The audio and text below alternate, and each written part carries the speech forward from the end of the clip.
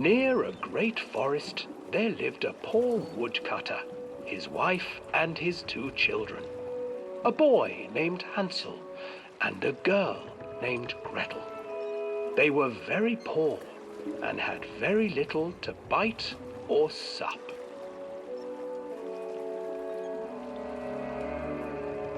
"What will become of us?" the woodcutter asked his wife one night.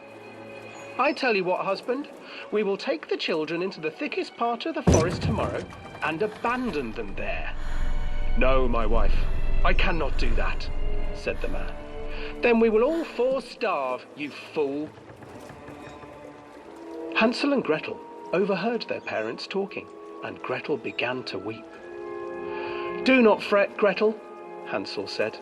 He crept out of the hut and gathered white stones from the ground to fill his pockets.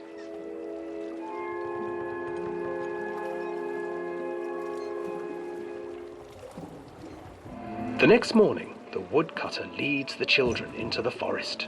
Before they leave, their mother gives them a slice of bread and warns them that they will get no more food that day.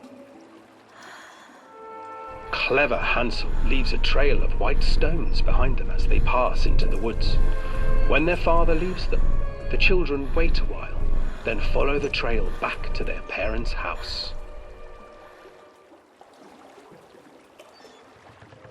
After receiving a thorough scolding from their parents for getting lost in the woods, the children are sent to bed without any supper. Hansel tried to sneak out and collect more white stones, but found that the door was locked. "Tomorrow I will take them into the woods myself," the wife told the woodcutter. In the morning, their mother gave them a slice of bread and led them deep into the forest once again.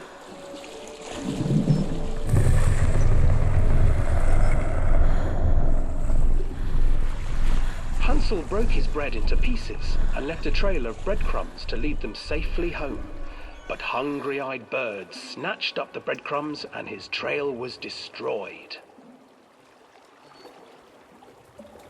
Abandoned by their parents and unable to find the trail home, the children wandered in the forest for 3 days.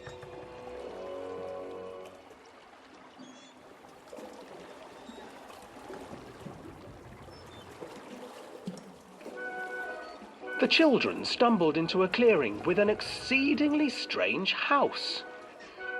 Its walls were made of gingerbread, and its windows were panes of clear sugar. Hansel, desperately hungry, ran forward and began to nibble on the walls.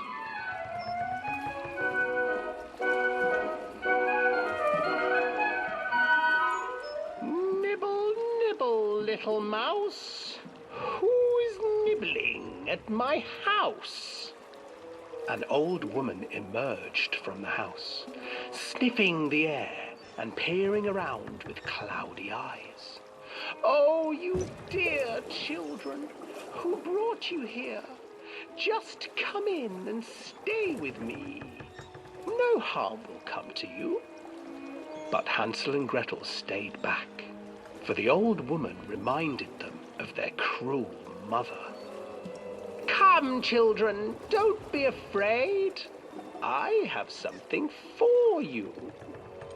The old woman offered them 2 enormous lollipops. The children took them and began to eat.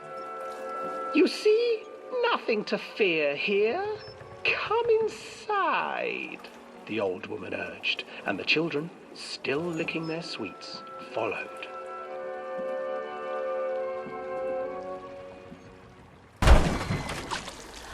Once inside the house, the old woman changed.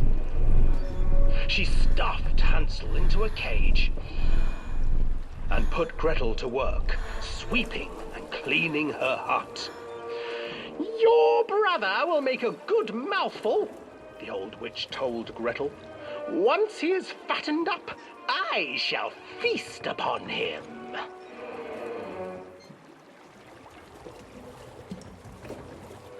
Time passed, and poor Hansel refused to eat, fearing the day that the witch would eat him.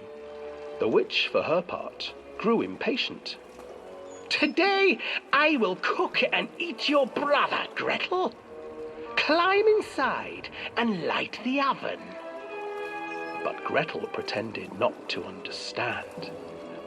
"I do not know how. Where is the opening?" "Fool," the old witch said. "The opening is here." And she moved to show Gretel. Seizing her courage, brave Gretel gave the witch a shove, and the old crone tumbled forward into the oven. Gretel slid a large iron bolt over the door to the oven. Gretel freed her brother Hansel, and together they lit a fire beneath the oven. And though she screamed and begged, the children sat by the oven until her screams had stilled, and the witch was cooked. And then, because even children can't survive on sweets, they divided up the body of the old witch and ate her.